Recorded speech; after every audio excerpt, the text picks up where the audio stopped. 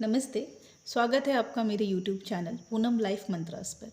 आज बहुत ही interesting topic पर हम बात करेंगे। आज का जो टॉपिक है वो है तेरी बातों में ऐसा उलझा जिया। देखिए, यहाँ पे मैं मूवी की बात नहीं कर रही हूँ या मूवी के सॉन्ग की बात नहीं कर रही हूँ।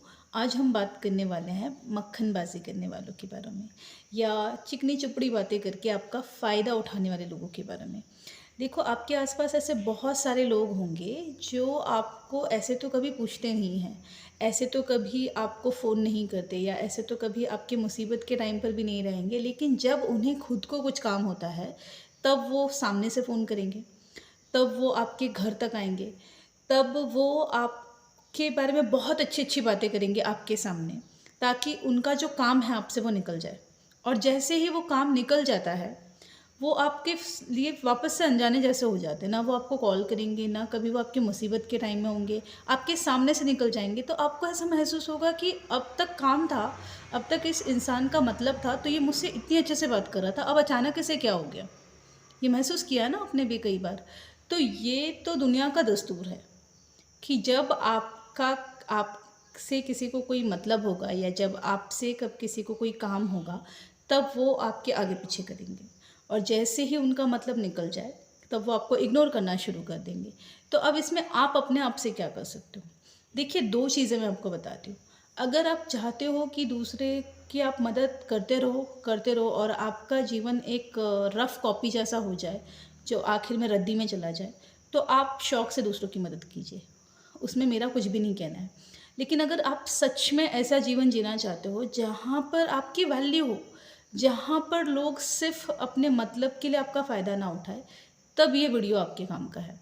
आपको अलर्ट रहना पड़ेगा ऐसे लोगों से, जो अपनी चिकनी-चुपड़ी बातों से जब अपना उनका मतलब होता है तब आपको पूछे। उन लोगों से आपको बहुत अलर्ट रहना पड़ेगा। इसके लिए आप क्या कर सकते हो? आप पहले तो ये देखिए कि जो भी इंसान आपसे मदद माँगने आ रहा है, क्या सच में वो किसी तरह की मुसीबत में है?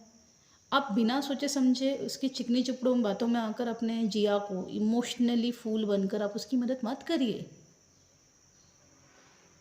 और फिर बाद में आप खुद ही रोते हो कि मैंने सबके लिए इतना कुछ किया, मैंने सबके लिए इतना कुछ किया, मुझे क्या मिला? तो या तो फिर आप शिकायत मत कीजिए।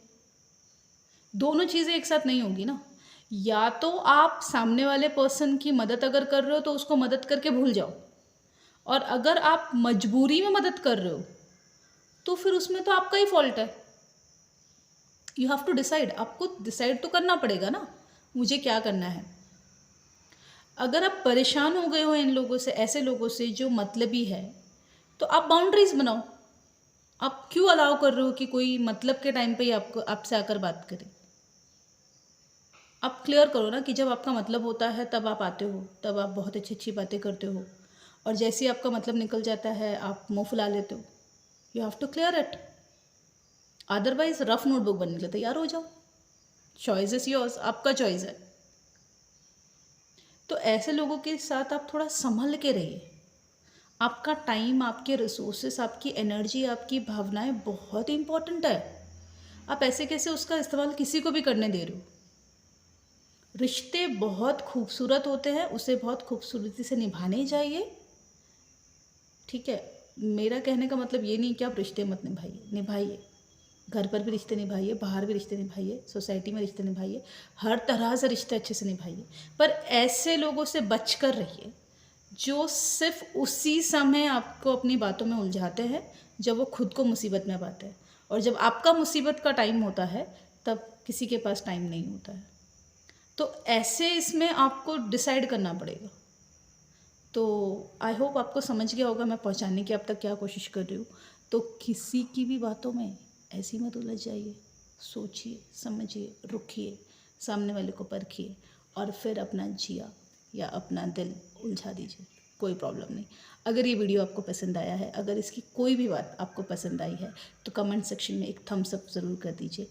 बहुत मोटिवेशन मिलता है। और अगर अब तक आपने मेरा चैनल लाइक, सब्सक्राइब नहीं किया है, तो आप इसे सब्सक्राइब ज़रूर कीजिए। मिलती हूँ आपको अगले वीडियो में।